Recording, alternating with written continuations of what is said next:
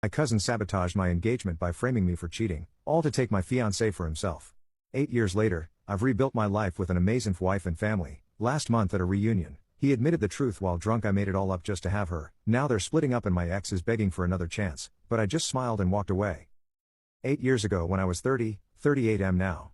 I was engaged to someone I thought was my forever person. I'll call her Vanessa, 29 then, 37 now. We'd been together for 5 years, living together for 3, and our wedding was set for just 4 months away. I was living what felt like a dream come true. Vanessa was everything I'd ever wanted, brilliant in her career as a graphic designer, stunningly beautiful, and we shared the same dreams about travel, family, and building a life together. Everyone loved her, my parents, our friends, and especially my cousin Ryan, 27 then, 35 now. Ryan and I had grown up like brothers despite the 3-year age difference. We'd spent summers at our grandparents' lake house, played on the same basketball teams through high school, and even roomed together briefly in college. He was my best man, involved in all the wedding plans, venue tours, everything. He had recently gone through a brutal breakup and was staying in our guest room while getting back on his feet financially. I should have seen the warning signs, but you know what they say about hindsight. I should mention that Ryan had always been the golden boy in our family.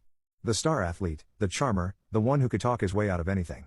Growing up, he was the cousin everyone compared me to. Why can't you make the varsity team like Ryan? Or Ryan's got another scholarship offer, have you started applying yet? By adulthood, I'd found my own path and confidence, built a successful career in software engineering, and truly believed our childhood competition was behind us. I never realized he still saw me as someone to beat. It started with little things. I'd come home from work trips to find them laughing over inside jokes I wasn't part of. Ryan would cook Vanessa's favorite meals, claiming he wanted to help since I was busy with work and wedding planning. He'd offer to drive her to appointments when her car was in the shop. Always the helpful cousin, always there. I wasn't worried. I trusted Vanessa completely, and Ryan was family, literally the person who'd taught me to ride a bike, who I'd helped through calculus, who stood by me when my dad got sick in high school. You don't suspect your own family. You don't imagine they deliberately destroy your happiness. Everything fell apart about 4 months before the wedding. I'd been working long hours on a major software launch, often coming home late.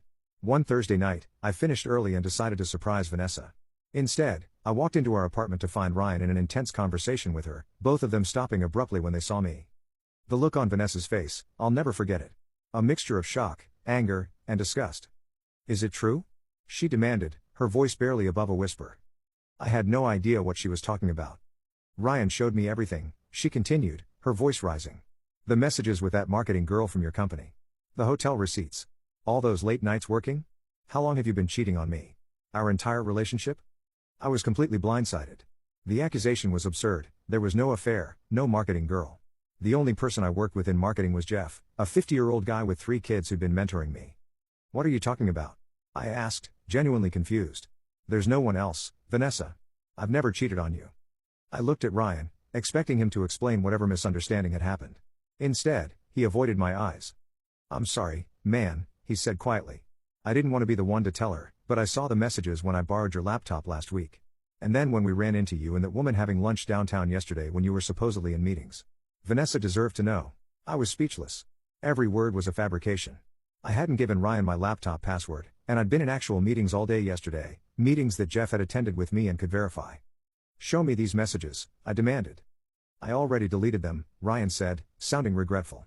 I took screenshots first and showed Vanessa, but I deleted them from your accounts afterward. I was trying to protect you both, give you a chance to come clean on your own, but then when we saw you yesterday. I looked at Vanessa, expecting her to see through this ridiculous story. We had been together for 5 years. She knew me, or at least I thought she did. Vanessa, he's lying. I don't know why, but none of this is true. Call Jeff right now, he'll tell you I was in meetings with him all day yesterday. There's no marketing girl, there's no affair. But Vanessa wasn't listening. She was already pulling off her engagement ring. I need some time, she said, not meeting my eyes. I can't be here right now. Time for what? I cried. To believe complete lies with zero proof? There isn't any evidence because nothing happened. Ryan put his hand on Vanessa's shoulder. It's okay, he said soothingly. You have every right to be upset. I watched my cousin comfort my fiancé over an affair that never existed, and I felt like I was trapped in some horrible alternate reality. Get out, I told Ryan, my voice deadly calm. Get your things and get out of our apartment. Don't blame Ryan for this, Vanessa snapped.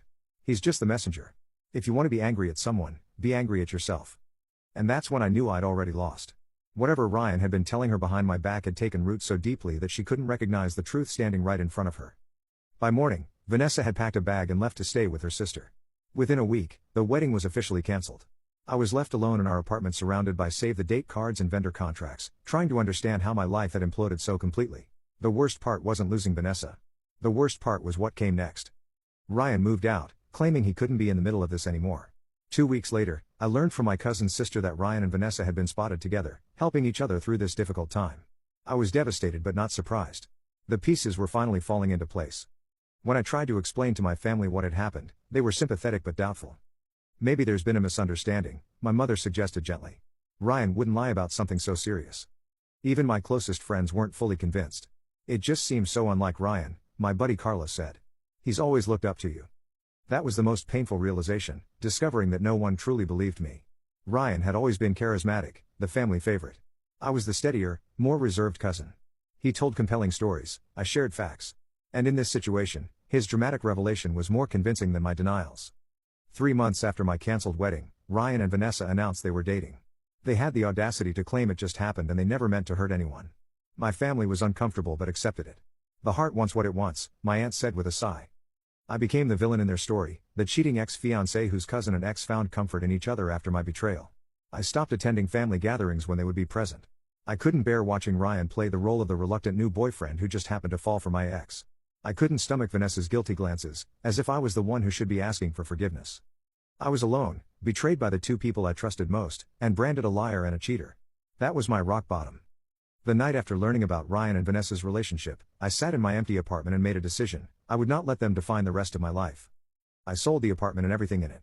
I accepted a job offer from a tech company in Portland, Oregon, 2,000 miles away from my hometown of Pittsburgh. I cut contact with everyone except my parents, minimal, and 3 close friends who had stood by me. The first year was hard. I went to therapy weekly, trying to process the betrayal and rebuild my self-worth. I threw myself into my new job, earning a promotion within my first year. I made new friends, joined a rock climbing gym, and slowly created a life that had nothing to do with my past. I focused on becoming someone stronger than the man who had been so completely deceived by the people he loved. 3 years after moving to Portland, I met Olivia at a friend's dinner party. She was a pediatrician with an infectious laugh and a quiet confidence that drew me in, despite my reluctance to date again. Our relationship progressed slowly. My trust issues weren't something I could just ignore, but Olivia was patient, consistent, and honest in a way that gradually helped me heal. After a year of dating, I finally told her the full story about Vanessa and Ryan. I expected disbelief or doubt. I'd become used to not being believed.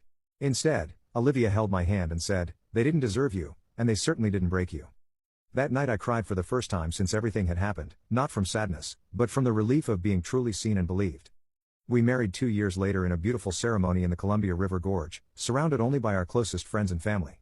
Ryan and Vanessa weren't invited, despite my mother's pleas for reconciliation. "He's still your cousin," she'd insisted. "No," I replied. "He gave up that relationship a long time ago." By then, Ryan and Vanessa were engaged themselves. They had a big wedding back in Pittsburgh, in the same venue with many of the same guests I had once planned to invite. My parents attended, I did not. Olivia and I built a beautiful life together. I became a senior software architect, she opened her own pediatric practice. We bought a charming craftsman house and renovated it together. 4 years into our marriage, our daughter Zoe was born, followed by our son Ethan 2 years later. My life became full of love, success, and genuine happiness, everything Ryan had tried to steal from me. The irony wasn't lost on me that in trying to take my life, he forced me to build a better one. I maintained minimal contact with my family over the years, holiday calls, occasional visits when Ryan and Vanessa weren't around. I never saw or spoke to either of them directly. My parents would occasionally mention them, their wedding, their house, their seemingly perfect life. I would listen politely and change the subject. I wasn't bitter anymore, I was too busy being happy. Last month marked 8 years since the day my engagement to Vanessa ended. 8 years of building a new life, healing old wounds, and finding authentic happiness. My grandparents were celebrating their 60th wedding anniversary, and they insisted on having all their grandchildren present. After much discussion with Olivia, I agreed to attend the weekend-long family gathering at their lake house. It would be the first time I'd be in the same room as Ryan and Vanessa since everything had happened. "We don't have to go," Olivia assured me. "Your grandparents will understand." "No," I said. "I'm not avoiding them anymore. They don't have that power over me." We arranged for Olivia's parents to watch the kids and flew across the country to Pittsburgh. I felt strangely calm. 8 years is a long time. I wasn't the same person who had been so utterly destroyed by their betrayal. The first day of the reunion was as awkward as expected. Ryan looked older than his 35 years, his once athletic build now soft with a noticeable paunch. Vanessa's smile seemed tight and forced. They barely made eye contact with me, focusing intently on conversations with other family members. Olivia was a steady presence beside me, her hand occasionally squeezing mine in silent support. We made it through the day with forced politeness. My grandmother was visibly relieved that there were no confrontations. As evening fell, the family gathered around the fire pit near the lake. My grandfather opened several bottles of expensive whiskey for toasts. One glass became two, then three, and as the night progressed, Ryan drank far more than anyone else. It was nearly midnight when most of the family had gone to bed. Olivia was chatting with my cousins by the dying fire. I walked down to the dock alone, needing a moment of quiet under the stars. I didn't hear Ryan approach until he was standing beside me, clearly drunk, swaying slightly as he looked out over the dark water. "Nice night," he said, his words slightly slurred. I didn't respond, continuing to gaze at the reflection of the moon on the lake. "You've done well for yourself," he continued after a moment. "Perfect wife, perfect job, perfect kids. Still living your perfect little life." I remained silent. "That was supposed to be me," he said,